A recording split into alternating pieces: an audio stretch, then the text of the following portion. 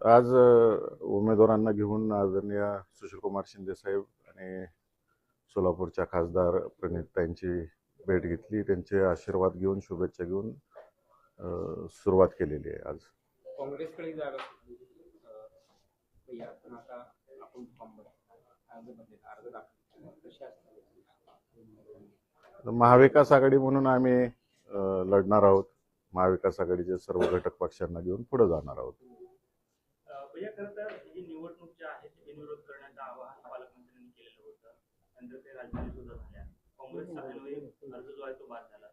कुठेतरी निवडणूक लादली गेली असे देखील प्रतिक्रिया भाजपच्या नेत्यांनी दिलेली आहे. काय नक्की आपली भूमिका आहे? एक तर पहिली गोष्ट लोकशाही आहे. लोकशाहीमध्ये सर्वांना उभा राहण्याचा अधिकार आहे. आणि आव्हानं फक्त टी व्हीवरच बघितली आम्ही. आव्हानं विकास या सगळ्या गोष्टी असतील तर समक्ष भेटणं असतं, चर्चा असते आणि त्यातून माणसं पुढे जातात. या कोणत्याही गोष्टी घडलेल्या नाहीत. टी व्ही माध्यम, प्रिंट मीडिया या गोष्टीतूनच आम्ही सर्व या गोष्टी पाहिलेल्या आहेत. प्रत्यक्षात कुठल्या गोष्टी झालेल्या नाही आहेत. झाल्या असत्या तर नक्की विचार पुढे गेला असता, काहीतरी झालं असतं. अशा कोणत्याही घटना घडलेल्या नाहीत. आणि मी माझ्या पक्षाचे राष्ट्रीय अध्यक्ष आदरणीय शरदचंद्रजी पवार साहेबांनी जो आदेश दिला तो शेवटच्या क्षणाला मी मान्य केलेला आहे. खरं तर भाजपच्या नेत्याने अशी देखील टीका केलेली की काही बिझनेस लोकांनी ही निवडणूक लादलेली आहे. कारण अनेकांनी अर्ज मागे घेतले होते, मात्र ऐनवेळी एक अर्ज राहिला. आपल्यावर कुठेतरी नाव न घेता टीका केली. मी माझ्या राष्ट्रीय नेते शरदचंद्रजी पवार साहेबांचा जो आदेश आहे, त्यांनी आदेश दिला की इलेक्शन बिनविरोध होता कामा नये. पुरोगामी विचार हा टिकला पाहिजे आणि ते विचार टिकण्याच्या दृष्टिकोनातून तुम्ही इलेक्शन लढलं पाहिजे. जय हो पराजय हो हा नंतरचा गोष्ट आहे. इलेक्शन लढला पाहिजे आणि पुरोगामी विचार समाजामध्ये गेला पाहिजे. त्या दृष्टिकोनातून तुम्ही लढा. माझ्या नेत्यांचा आदेश आला तो मी पाळला. साहेब, आपल्या नेत्यांचा आदेश आपल्याच पक्षातल्या आमदारांना आलेला नाही का? कारण तो आदेश पाळताना दिसत नाही. तर उत्तम जानकर जे आहेत ते विरोधी भूमिका घेतात की आम्ही या मतदानावर बहिष्कार टाकतोय आणि हा उमेदवार आम्हाला मान्य नाहीये. त्यांच्या मागे कोण आमदार आहे एक नाव सांगा, असं देखील प्रत्याहवान त्याने केलेलं आहे. काय नक्की झाले काय? पाटलांनी आमचा केसांनी गळा कापला म्हणतात. आमच्या घरातला प्रश्न आहे. घरात बसून आम्ही संपू काय गैरसमज झाले असतील तर. पण भैया कुठेतरी असं आहे की त्यांचे जे चिरंजीव आहेत त्यांनी उमेदवारी अर्ज दाखल केला होता, यावरून त्यांची नाराजगी दिसते. खरं मगाशीच सांगितलं मी की आमचा घरातला प्रश्न आहे, आम्ही घरात बसून मिटवू. नाही, पण ते माध्यमांसमोर बोलतात की कुठेतरी प्रत्येकाची कामाची पद्धत वेगळी आहे. माझी पद्धत आहे घरातला विषय चव्हाट्यावर मांडायची नाही, घरात बसू आणि संपवू आम्ही विषय. आपण म्हणालात की बिनविरोधचं आवाहन केवळ माध्यमांमध्ये आणि प्रिंट मीडियामध्ये पाहिलं, ऐकलं, वाचलं. पण मग प्रत्यक्षात तुम्हाला जयकुमार गोरे असतील किंवा भाजपचे काही वरिष्ठ नेते तुम्हाला फोन आला नाही का ही निवडणूक बिनविरोध करा म्हणून विनंती किंवा अशा पद्धतीचे काय? नाही, कोणाचे फोन आलेले नाहीत मला. एका व्यक्तीच्या इगोमुळे ही निवडणूक लागली अशा पद्धतीचा आरोप भाजप नेत्यांकडून केला जातो. लोकशाही आहे, इलेक्शन लढायचं नाही का? हुकुमशाही आहे का? हुकुमशाही आहे का तुम्ही सांगा पत्रकार मंडळींनी मला. लोकशाही आहे, प्रत्येकाला आपले विचार मांडायची, विचार पुढे न्यायची. माझ्या पार्टीचा विचार पुढे न्यायचा आहे, मला महाविकास आघाडीचा विचार पुढे न्यायचा आहे. मग त्यातून कोण लढायला अंतिम तयार झालं, कोण कोण माघार घेतलं, सगळं दुनियाने बघितलेलं आहे. भैया, काँग्रेसचा अर्ज बाद झाल्यानंतर तुमची बैठक झाली. त्या बैठकीत वसंत देशमुखांचं नाव एक फायनल झालं अशी चर्चा आहे. त्यावेळेस उत्तम जानकर असतील, अभिजित पाटील असतील किंवा तुमचे दोन अजून आमदार आहेत, त्यांना विश्वासात घेतलं नाही असं दिसून येतं. सगळ्यांशी चर्चा करून सगळ्या गोष्टी झालेल्या आहेत. जो घरातला विषय तो आम्ही घरात संपवू. 4 आमदार आहेत. राजू खरे असतील, अभिजित पाटील असतील, नारायण आबा असतील, स्वतः उत्तम जानकर असतील. उत्तम जानकर म्हणतात आम्ही 4ही नाराज आहोत कारण वसंत देशमुख यांच्या उमेदवारीवर ते नाराज आहेत. आता त्या प्रश्नाचं मी 4 वेळा उत्तर देऊन झाले तुम्हाला. आमच्या घरातला विषय आम्ही घरात बसून संपवू. महाविकास आघाडीचे समर्थक असलेले पक्ष किमान नारायण आबा आधीच फॉर्म भरताना सोबत आलेले होते. धनंजय डिकोळे अर्ज माघारी घेताना भाजपच्या नेत्यांसोबत गाडीमध्ये आले. शेकापचे आमदार देखील त्यांच्यासोबत कायम सोबत दिसत आहेत. राजू खरे शिंदे सेनेच्या याच्यामध्ये दिसत आहेत. कुठेतरी महाविकास आघाडी म्हणून लढत असताना महाविकास आघाडीचे हे सगळे नेते आधीपासूनच महायुतीच्या समर्थकांमध्ये भूमिका दिसते. त्यामुळे ही ताकद महाविकास आघाडीची कुठं तुटली आहे असं वाटतं तुम्हाला? मी या मतदारसंघातील 616 मतदार आहेत. 616 मतदारांची जी इच्छा होती ती परिपूर्ण करण्यासाठी आणि माझ्या नेत्याच्या आदेशाप्रमाणे मी वागतोय. सर, काल पालकमंत्री असं म्हणाले की 616 मध्ये 16 मतं तरी मोहिते पाटलांना पडतात. या प्रश्नाची वाट बघत होतो मी. ठीक आहे. भैया, 16 काय परत एकदा सांगा. 616 पैकी 16 मतं तरी विरोधकांना पडतील का? त्यांच्याकडे तेवढी मतं आहेत का असं त्यांचा सवाल. मी आज 16 मतापासून सुरुवात करतोय. त्यांनी सांगितलं ना 16 मत आहेत माझ्याकडे, मी 16 मतांपासून सुरुवात करतोय. विरोधकांना भैया अर्ज माघार घेण्यासाठी काय मुख्यमंत्र्यांकडून आपल्याशी संपर्क झाला का? फोन वगैरे आला होता का? मला नाही फोन कोणाला. भैया, पंढरपूर विधान परिषदेची निवडणूक लागली तेव्हापासून पंढरपूर चर्चेत आहे. त्या निवडणुकीत निकालापर्यंत पंढरपूर गेम चेंजर ठरणार का महाविकास आघाडी? तुम्ही शोध लावायचा पत्रकार काल मंडळी. देशमुख साहेबांनी देखील परिचारकांच्या कारखान्यावरती म्हणजे भेटीगाठी दिलेल्या आहेत. नेमकं काय आहे, राजकीय समीकरण कसं चालू आहे?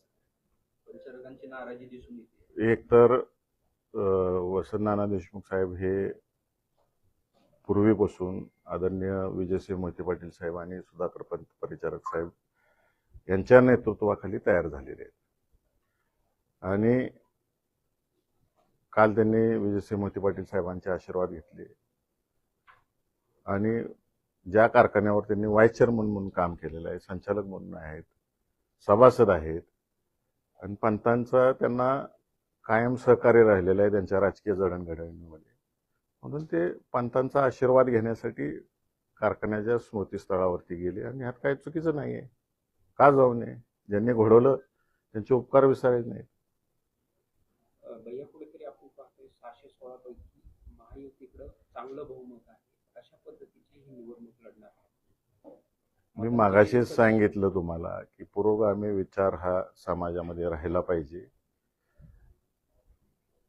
हुकुमशाही पद्धतीनं काही कुठल्या गोष्टी चालल्या नाहीत पाहिजे. माझ्या नेत्यांनी आदेश दिला तो मी पाळलेला आहे. नेत्यांच्या आदेशाप्रमाणे पुढे जाऊ आम्ही. वसंत देशमुख यांच्या मागे जे आहे त्याची ताकद आता राहिलेली नाहीये. त्यामुळे त्यांनी किती ताकद लावली तरी त्याचा निकाल ज्या दिवशी असेल त्या दिवशी स्पष्ट होईल. मी इलेक्शन लढतोय, बघूया पुढं काय काय होतंय ते. आणि मी सांगितलं तुम्हाला मी 16 मतापासून सुरुवात करतोय. 1998 ला जे आहे भाजपकडे पण बहुमत नव्हतं. त्यावेळेस सुभाष देशमुख यातील विक्रमी मताने निवडून आले होते. तशा पद्धतीची काय अदृश्य शक्ती सध्या कामाला लावली त्यावेळेस मोठं मत. माझ्या मागे 700 अदृश्य मत आहेत. महाविकास आघाडीतले मतांची आघाडी भाजपचं सांगते, पण भाजपमध्ये सुद्धा नाराजांचा एक मोठा गट असतो जिल्ह्यात वारंवार चर्चेत. जसे की भाजपचे मतदार किंवा भाजपचे नेते आपल्याच्या संपर्कात आहेत का त्या मतांमध्ये? मागाशी मी सांगितलं तुम्हाला की 16 मतं माझी आहेत म्हणून पालकमंत्र्यांनी जाहीर केलेलं आहे. मी 16 मतापासून सुरुवात करतोय आणि 600 मतं अदृश्य आहेत. ती अदृश्य शक्ती माझ्या मागे आहे. बघू काय काय होतंय पुढं.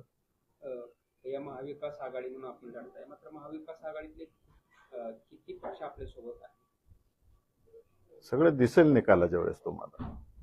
काँग्रेस उमेदवाराचा अर्ज बाद झाला, यावर काय प्रतिक्रिया? कशा पद्धतीनं बाद झाला, काय झालं, याच्या मागचं सगळी माहिती आपण घ्यावी. त्याचे रेकॉर्डिंग व्हायरल झालेले आहेत, स्पीच व्हायरल झालेले आहेत.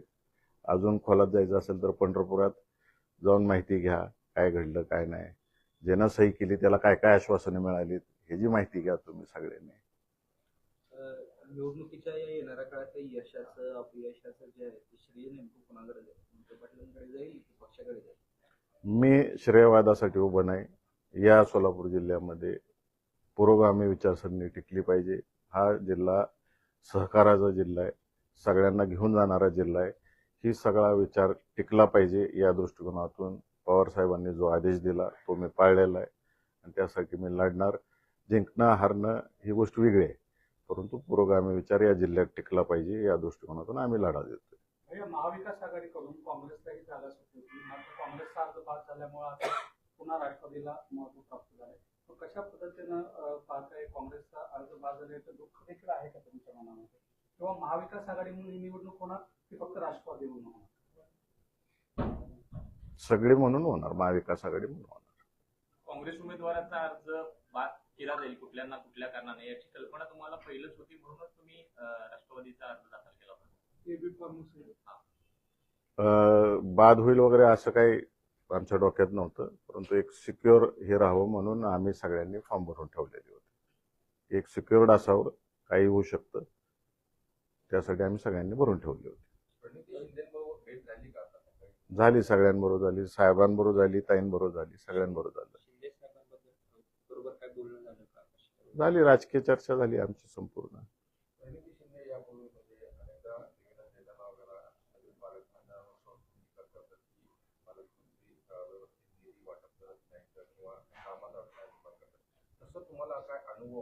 आहेत, सगळ्यांनाच अनुभव आहेत. निधी जो काही कायद्यानं ठरवून दिलेला आहे त्या पद्धतीनं वाटप होत नाही या जिल्ह्यामध्ये. मनमानी पद्धतीनं सगळे अधिकार वाकवून निधी वाटला जातो. दिसेल भविष्यात तुम्हाला काय काय गोष्टी बाहेर येतील, त्यातून दिसेल तुम्हाला. भैया सोलापूरचं राजकारण हे वेगळ्या वळणावर जातं असं दिसतंय का? कारण आपण पाहतो की सोलापूर विधान परिषदेची जागा आहे ते मोहिते पाटील केंद्रित असायची, मात्र आता व्यक्तिगत कशा पद्धतीने बघताय या सगळ्या राजकारण? अनेक उन्हाळे पावसाळे असतात, त्या अनुभवातून शिकत जायचं असते. आम्ही कुठं घमेंडीनं वागत नाही, वागणारही नाही. या जनतेनं आमच्यावरती प्रेमही दाखवलेलं आहे, अतिप्रेमही दाखवलेलं आहे, नाराजीही दाखवलेली आहे, पुन्हा प्रेम दाखवलेलं आहे. आम्ही शिकत चाललोय, शिकत राहू. जनतेचा जो आदेश असेल या सोलापूर जिल्ह्यातला त्या पद्धतीने आम्ही काम करत राहू. भैया खरं तर रणजितदादांच्या उमेदवारीची देखील चर्चा काही दिवसांपूर्वी रंगलेली होती. या विधान परिषदेत रणजितदादा स्वतः उभा असल्याची देखील चर्चा होती.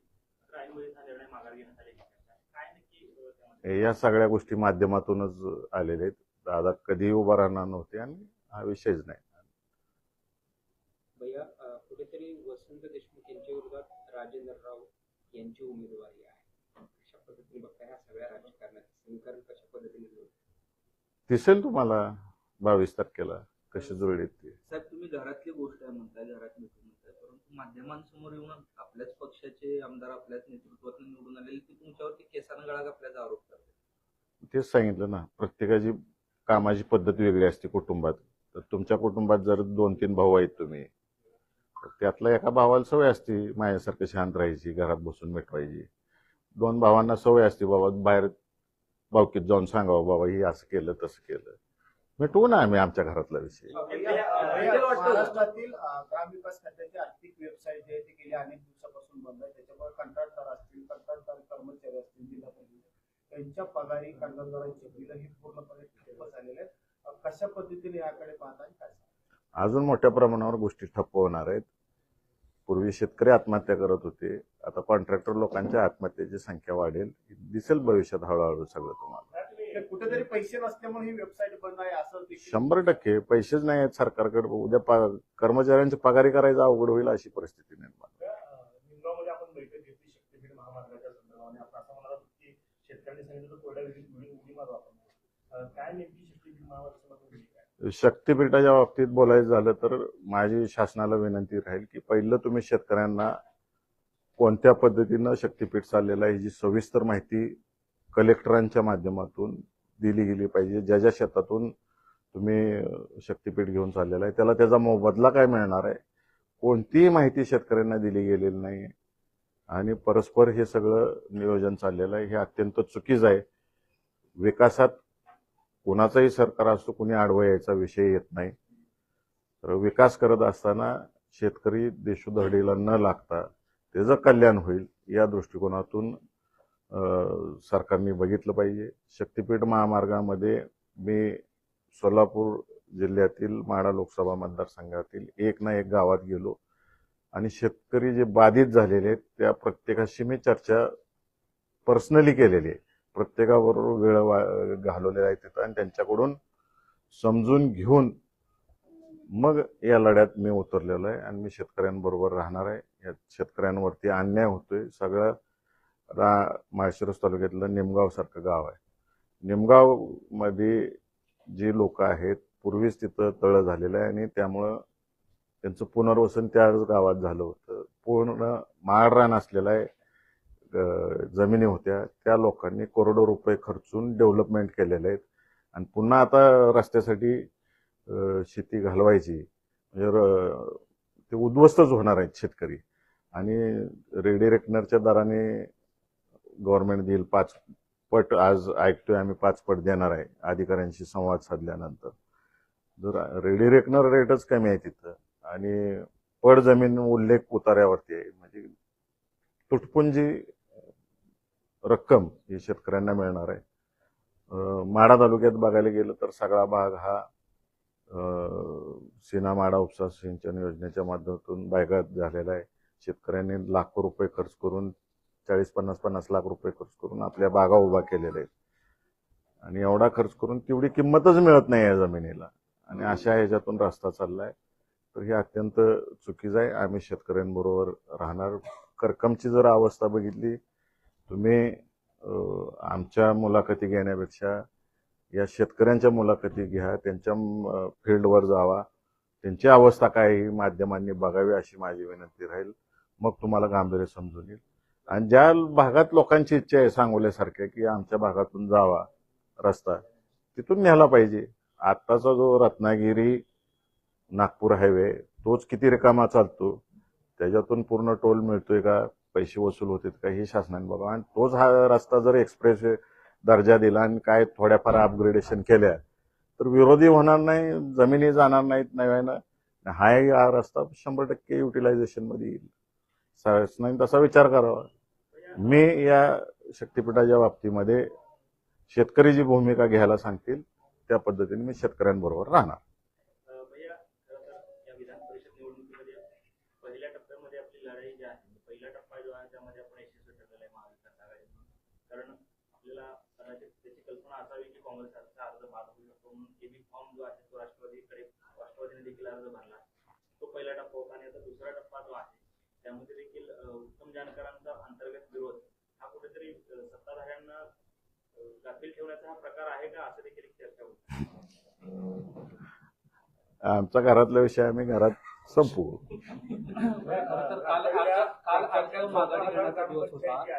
राज्यातल्या 14,000 ग्रामपंचायत त्यांच्या निवडणुका मागच्या अनेक महिन्यापासून झालेल्या आहेत. त्यामुळे गावांचा विकास थांबलेला आहे. 50,000पेक्षा जास्त ग्रामपंचायत कर्मचारी आहेत ज्यांचे पगार देखील व्हायला तयार नाहीत. राज्यातलं जे गाव आहेत, खेडेगाव आहेत, त्यांचा विकास कुठेतरी या सगळ्यांमुळे होत सरकार 100% ग्रामपंचायतीचे इलेक्शन वेळेत व्हायला पाहिजेत. नाहीतर गेले 5-6 वर्ष आपण बघितलेलं आहे इलेक्शन थांबल्यामुळं मोठ्या प्रमाणावरती अधिकारी वर्गाने कसा भ्रष्टाचार यात केलेला आहे. ग्रामपंचायती इलेक्शन अधिक काळ लांबवणं हे धोकादायक आहे. भारतीय लोकशाहीच्या दृष्टिकोनातून अत्यंत धोकादायक आहे. सोलापूर महानगरपालिकेमध्ये एमआयएमचे 9 नगरसेवक आहेत. आज आपली भेट झाली शिंदेसाहेबांसोबत. एमआयएमचे नगरसेवक देखील साहेबांच्या भेटला हो भेटले, तेही सगळे पहिल्या दिवसापासून संपर्कात आहेत की आपण काय असेल ते एकत्र पुरोगामी विचाराच्या दृष्टिकोनातून पुढे जाऊ. काल अर्ज माघारी घेण्याचा शेवटचा दिवस होता आणि 150 कोटी रुपये वाटल्याचा आरोप संजय राऊतांनी केला राज्यभरात. झालं असेल. या 17पैकी 6 ज्या जागा आहेत त्या बिनविरोध झालेल्या आहेत. प्रत्येक ठिकाणी मग अशा पद्धतीने पैसे वाटतात जे आहे तो संजय राऊत सातत्याने करतात आरोप. झालं असेल, शक्यता नाकारता येत नाही. मी बघितलं नाही तिकडचं काय, कारण का मी आपल्या लोकसभेचं काय करायचं काय नाही या सगळ्या बैठकांमध्ये होतो. आपल्या सोलापूर जिल्ह्याच्या विधान परिषदेच्या बैठकात होतो. या विधान परिषद निवडणुकीमध्ये एमआयएम आपल्या सोबत असेल का किंवा त्यांच्याकडून काही तसं आश्वासन देण्यात आलं? ते आज सगळे बसणार आहेत आणि त्यांचा निर्णय आम्हाला कळवणार आहे.